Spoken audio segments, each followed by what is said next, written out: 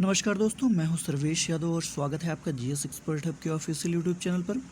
दोस्तों, आज से हम इतिहास के महत्वपूर्ण फैक्ट्स की भी एक श्रृंखला स्टार्ट कर रहे हैं, जिससे जो एग्जामिनेशंस में आने वाले प्रश्न हैं, जो महत्वपूर्ण प्रोबेबल प्रश्न माने जाते हैं कि इनसे तो एक प्रश्न आएगा ही आएगा, ऐसे प्रश्नों की एक वीडियो लेके आएंगे जिसमें आपको पूरा विस्तार से बताया जाएगा कि उससे संबंधित तथ्य कौन कौन से हैं।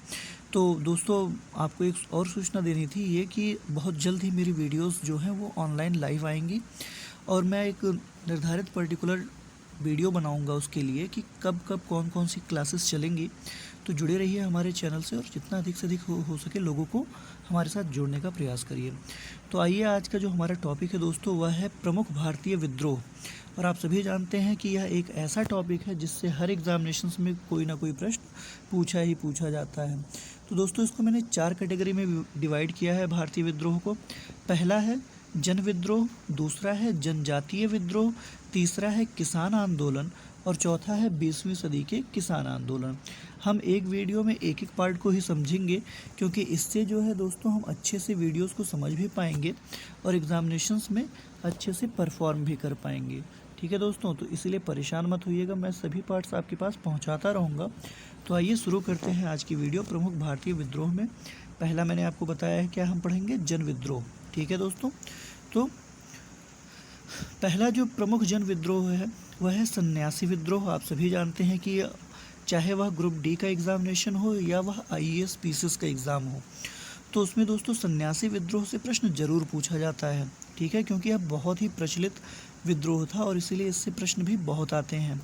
तो आइए आज हम इसके प्रत्येक पॉइंट को समझेंगे, जहाँ जहाँ से प्रश्न बनते हैं उन सभी पॉइंट्स को समझते हैं। तो दोस्तों, सन्यासी विद्रोह बंगाल में हुआ और इसका जो टाइम पीरियड है वह सन 1770 से लेकर 1820 के बीच में हुआ। ठीक है, इस आंदोलन का प्रमुख कारण क्या था? अत्यधिक शोषण, अकालों की निरंतरता, अंग्रेजों की लूट खसोट, आर्थिक मंदी व राजनीतिक अशांति। कोई भी विद्रोह होता है दोस्तों, उसके पीछे एक बहुत बड़ा कारण होता है। कुछ तो तत्कालिक कारण होता है, कुछ सामाजिक कारण होता है, कुछ आर्थिक कारण होता है और कुछ राजनीतिक कारण होता है। सन्यासी विद्रोह शुरू होने का भी यही कारण था। इन 4 कारणों की वजह से ही सन्यासी विद्रोह स्टार्ट हुआ। पहला, अत्यधिक शोषण यानी कि सामाजिक। अकालों की निरंतरता, ये तात्कालिक कारण थी। अंग्रेजों की लूट खसोट यानी कि आर्थिक। तो आर्थिक मंदी व राजनीतिक अशांति राजनीतिक कारक के अंतर्गत आते हैं। तो सन्यासी विद्रोह बंगाल में शुरू हुआ, 1770 से 1820 तक चला। इस आंदोलन का प्रमुख कारण अत्यधिक शोषण, अकालों की निरंतरता, अंग्रेजों की लूट खसोट, आर्थिक मंदी व राजनीतिक अशांति थी। और इसके साथ ही साथ तत्कालिक कारणों की बात हम करेंगे कि तत्कालिक कारण क्या था जिसकी वजह से यह विद्रोह प्रबल हुआ। तो तात्कालिक कारण में था दोस्तों कि अंग्रेजों द्वारा हिंदू व मुस्लिम तीर्थ स्थानों की यात्रा पर लगाया गया प्रतिबंध। अंग्रेजों ने क्या किया इस समय 1770 के समय क्या किया अंग्रेजों ने, हिंदू व मुस्लिम के जो तीर्थ स्थान थे उनकी यात्रा पर प्रतिबंध लगा दिया। जैसे कोई व्यक्ति अगर उत्तर प्रदेश से जम्मू कश्मीर वैष्णो देवी के दर्शन के लिए जाता है, माँ वैष्णो देवी के, तो उसको वहाँ पे जाने से रोक लगा दिया गया, यानी प्रतिबंधित कर दिया गया कि आप वैष्णो देवी नहीं जा सकते। इसी प्रकार मुस्लिमों को मक्का जाने की परमिशन नहीं दी गई। तो इस प्रकार से उनका जो अधिकार था दोस्तों, जो उनका धार्मिक अधिकार था, उसको पूरी तरह से प्रतिबंधित कर दिया गया, जिसको लेकर दोनों वर्ग या दोनों समुदायों में बहुत ही ज़्यादा रोष था। तो इन लोगों ने एक जगह मिलकर बैठक किया और इस विद्रोह को प्रभावी बनाने के लिए आपस में तर्क वितर्क किया और विद्रोह प्रारंभ किया। देखते हैं विद्रोह से प्रभावित होने वाले क्षेत्र कौन थे। यह पूछा गया है दोस्तों कि सन्यासी विद्रोह से कौन कौन से क्षेत्र प्रभावित हुए थे। तो इसको आप ध्यान रखिएगा कि ढाका, रंगपुर व मैमनपुर, ये तीनों क्षेत्र जो थे वह प्रभावित हुए बंगाल में। उस समय ढाका बंगाल में ही था। तो याद रखिएगा कि विद्रोह से कौन कौन से क्षेत्र प्रभावित हुए, ढाका, रंगपुर तथा मैमनपुर। और दोस्तों, विद्रोह के नेतृत्वकर्ता कौन थे? आप तो ये जानते ही हैं कि नेतृत्वकर्ताओं से हर एग्जामिनेशंस में पूछा जाता है कि किस विद्रोह के कौन नेतृत्वकर्ता थे। तो सन्यासी विद्रोह के जो नेतृत्वकर्ता थे वह मंजू शाह व देवी चौधरानी थी। याद रखिएगा, जो सन्यासी विद्रोह सन 1770 में हुआ उसके जो नेतृत्वकर्ता थे वो मंजू शाह व देवी चौधरानी थी। ठीक है दोस्तों, ये इन लोगों ने नेतृत्व इसलिए किया क्योंकि इन्हें लगा कि इनकी धार्मिकता पर अंग्रेज अब क्या कर रहे हैं, चोट कर रहे हैं और इन्हें इनकी संस्कृति और सभ्यता से वंचित कर दिया जाएगा। ठीक है, अब विद्रोह का प्रभाव क्या हुआ वह देख लेते हैं।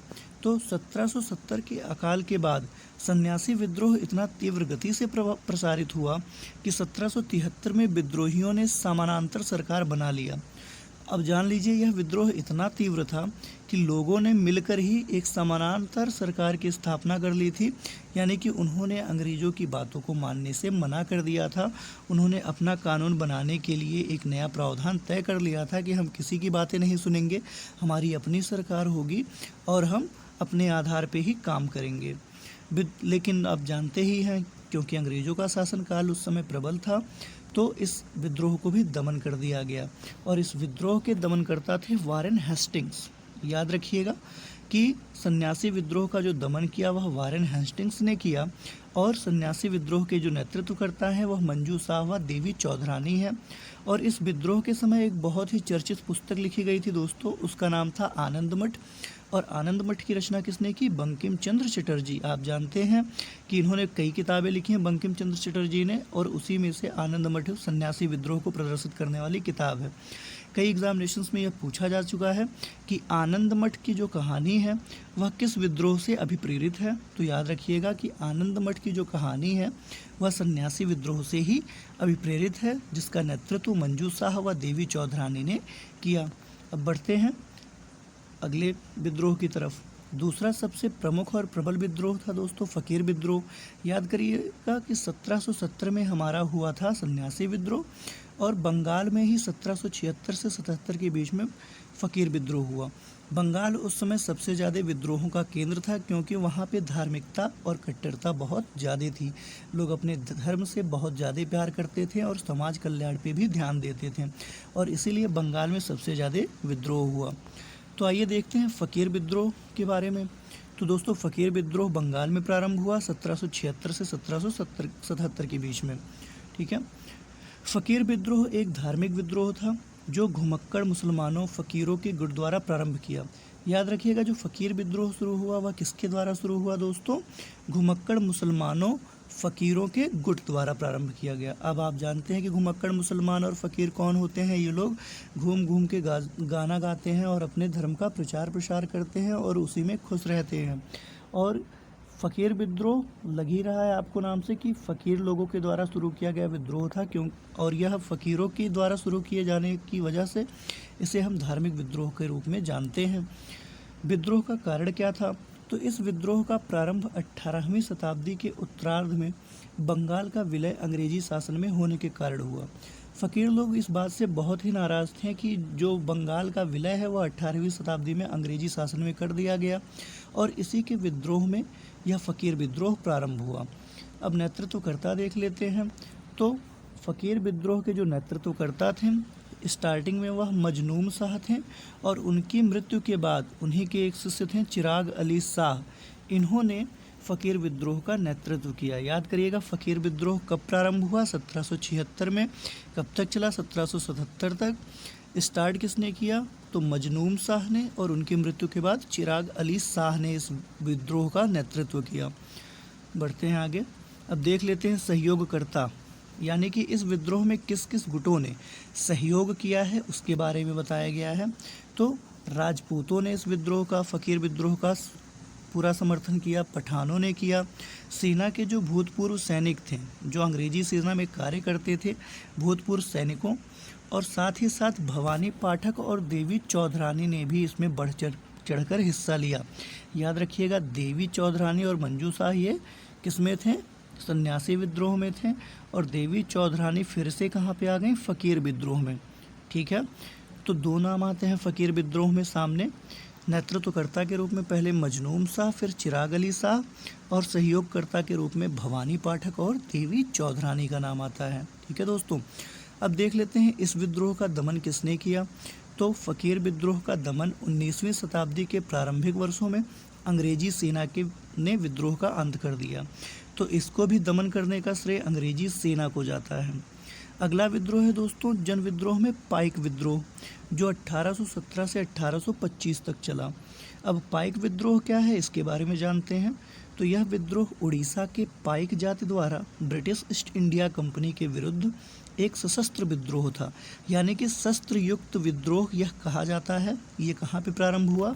उड़ीसा के पाइक जाति द्वारा।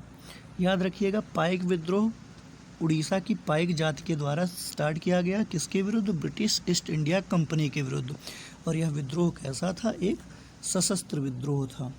याद रखिएगा कि यह विद्रोह कैसा था। ये भी पूछा जाता है कि कौन सा विद्रोह सशस्त्र था और किसमें शस्त्र का प्रयोग नहीं हुआ। तो अभी आपने थोड़ी देर पहले फकीर विद्रोह पढ़ा और सन्यासी विद्रोह पढ़ा, उसमें कहीं शस्त्र का जिक्र नहीं पढ़ा आपने। लेकिन जब हम पाइक विद्रोह पढ़ते हैं तो उसमें हमें बताया जाता है कि यह विद्रोह कैसा था? सशस्त्र विद्रोह था। और इसका प्रारंभ उड़ीसा के खुर्दा जिले से हुआ। पाइक विद्रोह उड़ीसा के पाइक जाति के नाम पर पड़ा, क्योंकि पाइक जातियों के द्वारा ही यह विद्रोह प्रारंभ गया था। और इसका जो नेतृत्व करता थे वह बक्सी जगबंधु विद्याधर थे। ये खुर्दा के राजा के सैन्य कमांडर थे। जो खुर्दा के राजा थे, उड़ीसा में खुर्दा जिले के जो राजा थे, यह उनका सैन्य कमांडर था बक्सी जगबंधु विद्याधर। और इन्होंने ही पाइक विद्रोह का पूरा नेतृत्व किया था। कारण जान लेते हैं कि पाइक विद्रोह शुरू होने का कारण क्या था। तो पाइक जाति को परंपरागत रूप से खुर्दा के राजा द्वारा सैन्य गतिविधियों के लिए कर मुक्ति भूमि का आवंटन किया जाता था, पर अंग्रेजों ने इस पर क्या कर दिया? रोक लगा दिया। अब जो कर मुक्त भूमि सैन्य गतिविधियों के लिए राजा के द्वारा दी जाती थी वहाँ की जनता को, उसे अंग्रेजों ने बंद कर दिया। तो अब लोग सैन्य गतिविधियों को सीखने के लिए या अपने राज्य को बचाने के लिए जो तैयारी करते वो कहाँ पे करते हैं? तो इस बात से लोग बड़ा नाराज़ हो गए जब अंग्रेज़ों ने इसके लिए मना कर दिया कि अब कोई भी करमुक्त भूमि नहीं रहेगी, सारी भूमियों का कर दिया जाएगा। तो इससे इन लोगों ने नाराज़ होकर, पाइक जातियों ने नाराज़ होकर क्या पाइक विद्रोह स्टार्ट किया और अंग्रेज़ों के इस आदेश की अवमानना की। तो रिज़ल्ट वही होना था, अंग्रेज़ों को गुस्सा आ गया और अंग्रेज़ों ने क्या किया? इस विद्रोह का भी दमन कर दिया। दमन होने का सिर्फ एक ही कारण था दोस्तों, क्योंकि उस समय विद्रोह जो थे वह एकजुट होकर नहीं हो रहे थे, बड़ी संख्या में नहीं हो रहे थे। जिसका लाभ अंग्रेज़ों को मिल रहा था, वो कुछ हथियारों के बल पे ही सभी विद्रोहों को दमन करते जा रहे थे। विशेष तथ्य कुछ जान लीजिए इसमें, क्योंकि अभी जल्द ही यह मामला चर्चा में रहा था पाइक विद्रोह वाला, तो इसके बारे में देख लीजिए कि यह विशेष क्यों है। तो दिसंबर 2019 को राष्ट्रपति रामनाथ कोविंद द्वारा उड़ीसा में पाइक विद्रोह के 200 वर्ष पूरे होने के उपलक्ष्य में स्मारक की आधारशिला रखी गई। अभी 2019 में दोस्तों, दिसंबर 2019 में पाइक विद्रोह का 200 साल पूरा हो गया और इसी के उपलक्ष्य में स्मारक की आधारशिला भारत के राष्ट्रपति रामनाथ कोविंद जी ने रखी। वहाँ पर प्रस्तावित स्मारक खुर्दा जिले के बारूनेई पहाड़ी पर बनाया जाएगा। तो याद रखिए कि जो स्मारक प्रस्तावित है खुर्दा जिले के लिए, वह खुर्दा जिले के बारूनेई पहाड़ी पर बनाया जाएगा। और पाइका विद्रोह को प्रायः प्रथम स्वतंत्रता संग्राम भी कहा जाता है। ऐसा इसलिए कहा जाता है दोस्तों, क्योंकि यह पहला सशस्त्र विद्रोह था जिसने अंग्रेजी सेना का ध्यान अपनी तरफ आकर्षित किया कि यदि वे गलत करते हैं तो भारत की जनता उनका पूरी तरह से पुरजोर विरोध करेगा। इसीलिए इसको प्रथम स्वतंत्रता संग्राम के रूप में भी जाना जाता है। तो ध्यान रखिए दोस्तों, यह कब प्रारंभ हुआ? 1817 से 1825 तक चला। पाइक विद्रोह कहाँ से प्रारंभ हुआ? तो उड़ीसा के पाइक जातियों के द्वारा खुर्दा जिले से प्रारंभ किया गया। ठीक है, अब बढ़ते हैं अगले विद्रोह की तरफ। तो अगला विद्रोह है अहोम विद्रोह। यह सभी जन विद्रोह है जिसमें जन की सहभागिता थी दोस्तों, बृहद स्तर पर नहीं, भले कस्बों के रूप में हो या झुंड के रूप में हो, पर ये विद्रोह जन विद्रोह थे। तो अहोम विद्रोह की बात करें तो इसका प्रारंभ 1828 से 1833 असम में हुआ। अहोम विद्रोह का प्रारंभ असम से हुआ 1828 में। देख लेते हैं इसके बारे में। यह विद्रोह 1828 ईस्वी में प्रारंभ हुआ जब ब्रिटिश सरकार ने असम राज्य के अहोम प्रदेश को ब्रिटिश साम्राज्य में मिलाने का प्रयत्न किया। अब असम बहुत ही खुशहाल राज्य था, इसे किसी से कोई मतलब नहीं था, लेकिन अब अंग्रेज़ों का जो मूड था वह असम की तरफ हुआ, क्योंकि असम में खनिज संसाधन की प्रचुरता थी। अब उन्हीं खनिज संसाधनों के दोहन के लिए अंग्रेज असम पे अपना कब्जा जमाने चल दिए और इसी के विरोध में ही क्या हुआ, वहाँ पर विद्रोह हुआ। पृष्ठभूमि देख लीजिए। 1824 ईस्वी में बर्मा युद्ध के बाद अंग्रेजों ने उत्तरी असम पर अधिकार कर लिया तथा जिसे असम के अहोम वंश के उत्तराधिकारियों ने नापसंद किया। फरेजी विद्रोह के जो नेतृत्वकर्ता थे वह सरियतुल्लाह जी थे और इसका जो प्रचारक थे यानी जिन्होंने प्रचार किया उन्हें दादू मियाँ उपनाम से हम जानते हैं, लेकिन उनका वास्तविक नाम मोहम्मद मोहसिन था। तो फरेजी विद्रोह बंगाल में ही प्रारंभ हुआ और यह अंग्रेजों को बंगाल से बाहर निकालने और जमींदारों के अत्याचारों के विरुद्ध था। इसके नेतृत्वकर्ता सरियतुल्लाह थे और इस विद्रोह का प्रचार मोहम्मद मोहसिन यानी दादू मियाँ ने किया था। फरेजी विद्रोह सामाजिक, धार्मिक व राजनीतिक परिवर्तन के समर्थक थे। जितने भी फरेजी विद्रोही थे वह सामाजिक परिवर्तन चाहते थे, धार्मिक परिवर्तन चाहते थे और राजनीतिक परिवर्तन चाहते थे। यानी कि वो चाहते थे जिस प्रकार से जमींदारों का शोषण किया जा रहा है, जमींदारों के द्वारा शोषण किया जा रहा है लोगों का, वह बंद हो, उन्हें धर्म की स्वतंत्रता दी जाए और उनका राजनीतिक गतिविधियों में हस्तक्षेप हो। और इसी के उद्देश्य से फरेजी विद्रोह काफ़ी समय तक चला। यह विद्रोह 1838 से प्रारंभ हुआ और 1857 तक चलता रहा। बाद में यह विद्रोह इस संप्रदाय के अनुयायी वहाबी आंदोलन में भी शामिल हो गए। यानी कि यह विद्रोह कहा तो जाता है कि 1857 तक चलता रहा, लेकिन इस आंदोलन के जो प्रवर्तनकारी थे या जो विद्रोही थे वो बाद में जाके वहाबी आंदोलन में मिल जाते हैं और विद्रोह को आगे भी ले जाते हैं। विद्रोह कौन सा है दोस्तों? तो अगला विद्रोह है कूका आंदोलन। आप सभी जानते होंगे कूका आंदोलन सबसे प्रचलित विषय रहा है सभी एग्जामिनेशंस के लिए। तो आइए देख लेते हैं कूका आंदोलन के बारे में। तो कूका आंदोलन 1840 से प्रारंभ हुआ और 1872 तक चलता रहा। यह आंदोलन धार्मिक आंदोलन के रूप में प्रारंभ हुआ था। यानी कि इसका जो कूका आंदोलन जो प्रारंभ हुआ वह धार्मिक आंदोलन के रूप में हुआ, लेकिन बाद में यह बदल गया। इसका उद्देश्य सिख धर्म में प्रचलित बुराइयों व अंधविश्वासों को दूर करना था। परंतु अंग्रेजों का पंजाब पर अधिकार करने के पश्चात यह आंदोलन राजनीतिक आंदोलन में परिवर्तित हो गया। तो वास्तविकता में जो कूका आंदोलन था वह धार्मिक आंदोलन के रूप में ही प्रारंभ हुआ था, क्योंकि उस समय सिख धर्म में काफ़ी बुराइयां और अंधविश्वास प्रचलित हो गई थी। तो उन अंधविश्वासों को और बुराइयों को दूर करने के लिए कूका आंदोलन प्रारंभ हुआ था। लेकिन बाद में क्या हुआ, अंग्रेज़ों ने पंजाब पर अपना अधिकार कर लिया और जब यह अंग्रेज़ों ने पंजाब पर अधिकार कर लिया तो यह आंदोलन धार्मिक आंदोलन से परिवर्तित होकर राजनीतिक आंदोलन में परिवर्तित हो गई। पश्चिमी पंजाब में कूका आंदोलन की शुरुआत भगत जवाहर मल एवं उनके शिष्य बालक सिंह के नेतृत्व में हुआ। यानी कि जो कूका आंदोलन प्रारंभ हुआ वह पश्चिमी पंजाब में भगत जवाहर मल, जिनको हम सियान साहिब के नाम से जानते हैं, वो और उनके एक शिष्य थे बालक सिंह, इनके नेतृत्व में ही प्रारंभ हुआ। 1863 में बालक सिंह की मृत्यु के पश्चात उनके शिष्य राम सिंह कूका ने इस विद्रोह को आगे बढ़ाया। इस विद्रोह को बढ़ाते बढ़ाते जो सियान साहब के शिष्य थे बालक सिंह, उनकी मृत्यु हो जाती है और उनकी मृत्यु के पश्चात उन्हीं के शिष्य राम सिंह कूका ने विद्रोह को आगे बढ़ाया। 1869 में राम सिंह कूका के नेतृत्व में पहला विद्रोह फिरोजपुर में हुआ था और यह एक राजनीतिक विद्रोह था। यानी कि 1869 तक जो कूका विद्रोह हुआ वह एक धार्मिक विद्रोह था, लेकिन 1869 में राम सिंह कूका के नेतृत्व में पहला विद्रोह जो फिरोजपुर में हुआ था वह एक राजनीतिक विद्रोह था और इसका जो मुख्य उद्देश्य था वह अंग्रेजी सत्ता को उखाड़ फेंकना था। प्राथमिक उद्देश्य इनका अंग्रेजों को पंजाब से बाहर निकालना था। 1872 में राम सिंह कूका को गिरफ्तार करके रंगून भेज दिया गया और जहां पे उनकी 1885 में मृत्यु हो गई। अब कूका आंदोलनकारी खुद के हाथ से बने वस्त्र पहनते थे। वह कहते हैं कि या कह सकते हैं कि कूका आंदोलन में असहयोग और सविनय अवज्ञा आंदोलन के तत्व मौजूद थे। यदि आपसे पूछा जाए कि असहयोग और सविनय अवज्ञा आंदोलन का पूर्वगामी आंदोलन किसे कहा जाता है, तो वह कूका आंदोलन को कहा जाएगा। ऐसे भी प्रश्न पूछे जाते हैं दोस्तों कि किस आंदोलन को किसका पूर्वगामी कहा जाता है, तो कूका आंदोलन को असहयोग और सविनय अवज्ञा आंदोलन का पूर्वगामी कहा जाता है। कुछ विशेष तथ्य हैं वो भी देख लेते हैं।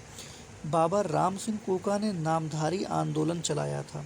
जो राम सिंह कूका थे यानी कि बालक सिंह के शिष्य, उन्होंने नामधारी आंदोलन चलाया था 12 अप्रैल 1857 को।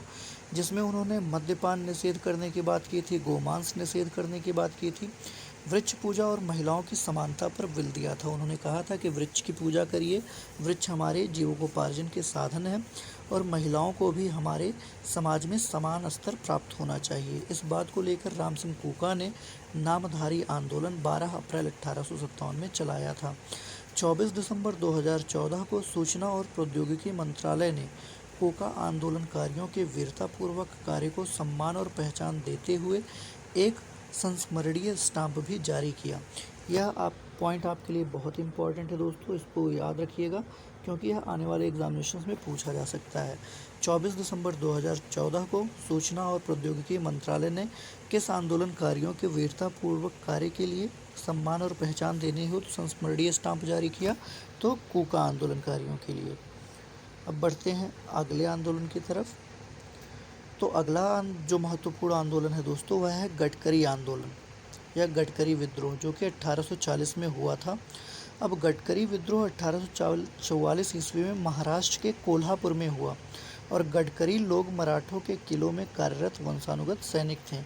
यदि आपसे पूछा जाए कि गडकरी लोग कौन थे, तो यह मराठों के किले में कार्य करने वाले वंशानुगत सैनिक थे, यानी कि एक वंश के बाद दूसरे वंश में यही प्रथा चलती रहती थी, यानी कि पिता के बाद पुत्र, पुत्र के बाद उसका पुत्र, पुत्र के बाद उसका पुत्र। यही प्रक्रिया थी जो मराठों के यहाँ सैनिक के रूप में कार्य करते थे। यदि आपने मूवी देखी हो बाहुबली, तो उसमें आपने कटप्पा को देखा होगा। कटप्पा भी क्या था? माहिष्मती साम्राज्य का वंशानुगत सैनिक ही था। उसी प्रकार से जो गडकरी लोग थे वह मराठों के वंशानुगत सैनिक थे और इस विद्रोह का जो नेतृत्व किया वह दाजी कृष्ण पंडित जी ने किया था। याद रखिएगा, गडकरी विद्रोह 1844 में हुआ और इसके जो नेतृत्व करता है वह दाजी कृष्ण पंडित हैं। और गडकरी कौन है? मराठों के किले में कार्य करने वाले वंशानुगत सैनिक थे। गडकरियों ने क्या किया? समनगढ़ तथा भूदरगढ़ किलों को जीत लिया और इस संघर्ष को दबाने के लिए अंग्रेज़ों को बहुत कठिन संघर्ष करना पड़ा। आप सभी जानते हैं कि मराठी लोग बहुत ही मेहनती होते हैं और जो जिद ठान लेते हैं वो करके ही रहते हैं। एग्जाम्पल के लिए आप शिवाजी को देख सकते हैं। शिवाजी ने भी कितना संघर्ष किया और अंग्रेज़ों की उन्होंने छुट्टी तक कर दी थी, इतना कार्य किया। अगला विद्रोह महत्वपूर्ण विद्रोह है दोस्तों कित्तूर चिन्नम्मा विद्रोह, जो कि 1824 से 1829 तक चलता रहा।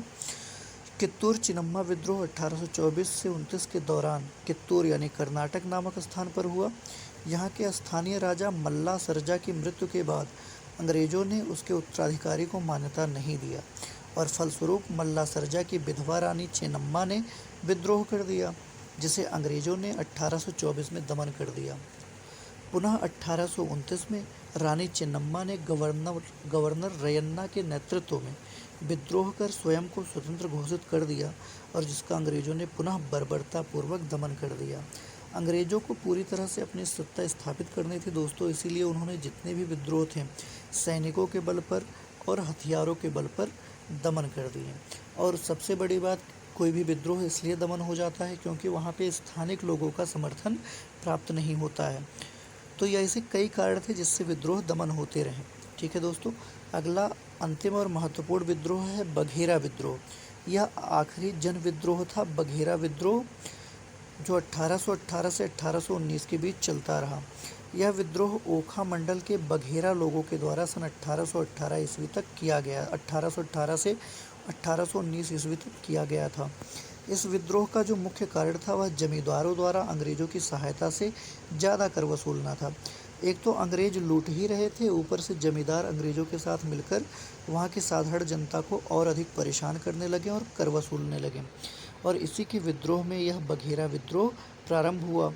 1820 ईस्वी में एक सैन्य कार्यवाही द्वारा बघेरा विद्रोह का दमन कर दिया गया और बघेरा विद्रोह बड़ौदा से संबंधित था। याद रखिएगा कि जो बघेरा विद्रोह हुआ वह किससे संबंधित था? बड़ौदा से संबंधित था।